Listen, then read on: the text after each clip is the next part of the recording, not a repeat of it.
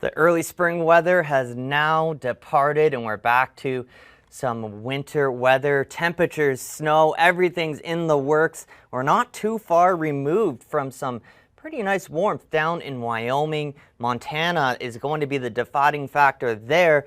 And on Wednesday, look at the divide between Invermere, Cambrook, and the foothills, about 20 degrees. That's the last of that warmth pushing in from the Pacific. The cold air in Alberta is not able to make its way through the Rockies to get into the interior. That is where we're going to have the snow develop. That boundary is going to sink south of the QE2 by Friday, still bringing some light snow to Lethbridge and Claresholm through the weekend. So the bulk of it will be done by Friday, so 20, 30 centimeters, quite possible for much of Calgary to Medicine Hat, including Brooks. Now, this is still going to be tracking south into the Dakotas. Saskatchewan, you're going to avoid the worst of it, but quite the decrease in conditions once you get to that Alberta border.